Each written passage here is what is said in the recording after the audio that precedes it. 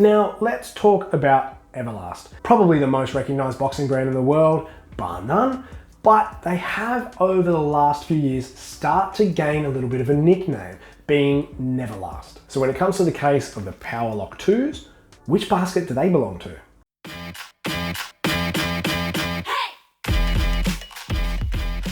So for my first outing with Everlast, I thought the first pair of boxing gloves that I get from them had to be A, something easily accessible to people, and B, something easily affordable to most people. So in that case, I obviously had to go with the Powerlock 2s. These $69 to $99 boxing gloves can be found in most common sports retailers here in Australia. I'm definitely sure they're very available in most sports retailers in America as well.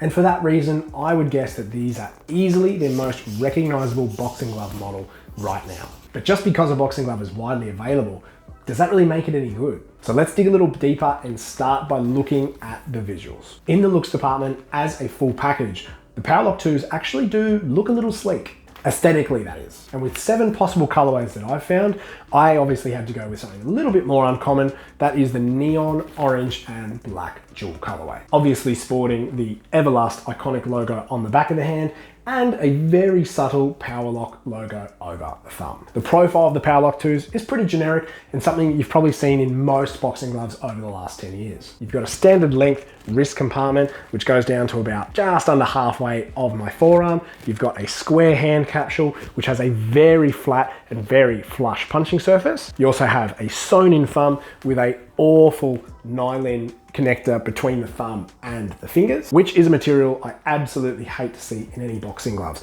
It frays easily, can be easily damaged, and it just feels like a cheap way to complete a boxing glove. And lastly, you've got a controversial, at least in my opinion, mesh palm, which goes all the way down from the fingers down to the bottom of the wrist. Mesh to me is a real 50-50 material when it comes to boxing gloves. Although yes, it is quoted as being a lot more breathable, I obviously feel that the longevity factor here is something that is drastically lowered. And the reason for that is obviously with combat sports being a contact sport, where Velcro, even sparring, will slowly but surely start to fray and wear down the mesh material. And the funny thing is, you normally never see high-end boxing gloves ever use mesh in the outer casing. So take that information with you as you see fit. On the backhand side of the glove, however, you've got the glove fully encased in a very soft and very flexible and thin synthetic leather casing. It's actually extremely easy for me to pinch down and grip this material, and it doesn't really bounce back very well. Because it is so fine and so thin and doesn't sit against the padding, it just gives me a little bit more of a cheaper finish. And again, this is something you would expect with a mass manufactured glove at a cheaper price, but I still don't like seeing it. Now, I purchased the Powerlock 2s in 16 ounces, and I could tell immediately getting these out of their bag that just how top heavy these boxing gloves were. I mean, I could probably say that 99% of the weight in this glove is solely in the top end of the glove. And that might not mean anything to you right now, but just look at the comparison between these Powerlock boxing gloves. I'll hold it the exact same way, and there is almost zero droop in the glove. Now, I'm not saying a top heavy glove is necessarily the worst thing in the world, but most professionals, I think, would agree with me that we're very much more attracted to gloves that are very well balanced. A balanced glove, in my opinion, shows a higher level of craftsmanship, and overall it gives me better satisfaction when hitting the bag or hitting pads. On a positive note, the Powerlock 2s do come with a very nice, very plush tricot inner liner, which always feels luxurious over the hands. The hand fit experience overall, though, doesn't feel as finessed as it could be. The lining itself doesn't sit flush against any of the padding inside and just kind of feels like it's against my hand, swimming all over the place. The thumb does feel reasonably comfortable. It does sit well behind the knuckle padding, as you see, but it does stick out a fair bit. The length of the gloves is pretty much perfect for my hands. If you do have longer hands or longer fingers, I guarantee you're definitely going to hit the inner and outer casing of these at the end of the fingers. So just take that as something to consider. The width, however, has a lot of room. So if you do have quite a bit larger hands than I, these will fit you absolutely fine. I'll leave my hand size in the description below just so you can compare. Now, the padding when it comes to the Powerlock 2s isn't really something to rave about either. Now, Everlast state that there are 4 layers of padding over this glove. However, I don't feel like there was much intention behind any of these layers. It's giving me a medium to firm sort of density, but there's basically no spring back. It just feels very stiff.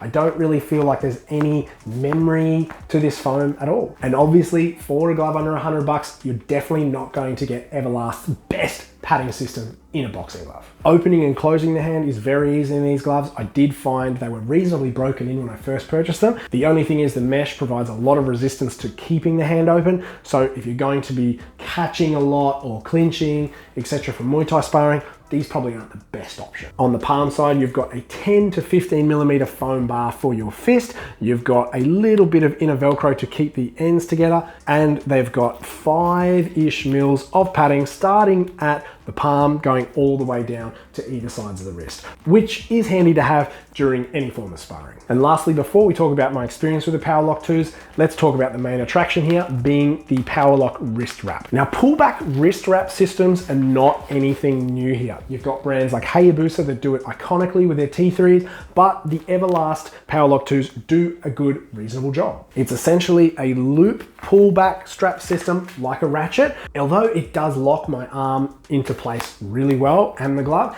it doesn't offer any further support to my wrist. There's a bit of padding over the back and the front, which is great, but I don't feel any more stability in the wrist in comparison to any other boxing glove out there. Don't forget that to make a wrist section stable, you'll need a splint-like system in the Hayabusa gloves or even in this guarded combat gloves that have a one-piece foam. The construction of that wrap, however, is reasonably good. The Velcro is great. The loop here is fantastic. It does have either a very hard plastic or a nice solid metal loop ring encased in the synthetic leather. The only drawback of this is the wrist wrap itself feels really flimsy and really average. So if they were going to make a version 3 of these gloves, maybe make these a little bit more solid. And finally, because that wrist wrap sits above the boxing glove line here, it can tend to be clashed with over time, especially with sparring and especially with drilling. So if I was to ask Everlast to improve these even a little, it would be to recess this wrist wrap down or give you a more bulkier glove at the wrist and on the hand capsule here. So that way you have a nice streamline from the start of the glove to the end. So let's sum up my experience with the Powerlock 2s. Although I don't love these gloves, I don't mind them for Muay Thai sparring. In terms of protection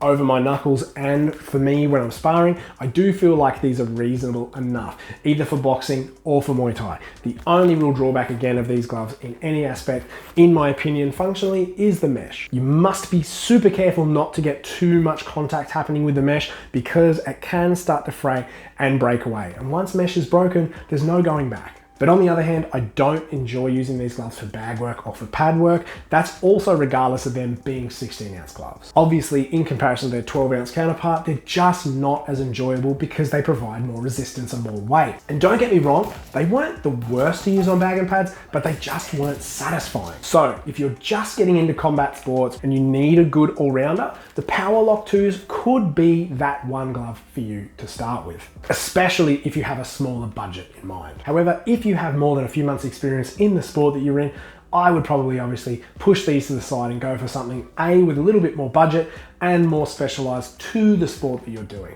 And there you have it, legends, my first ever review of an Everlast product. Unfortunately, it wasn't the best one, but if you did like this video, leave a like and subscribe and hit that notification bell so you can stay up to date and hopefully see more and more Everlast reviews come up. If you have any questions about these gloves or any fight gear in that matter, leave them down below and I'll get back to you as soon as I can. Hopefully over the next few months, I can source some higher grade Everlast boxing gloves so I can give this brand a little bit more praise. But until that time, see you guys soon.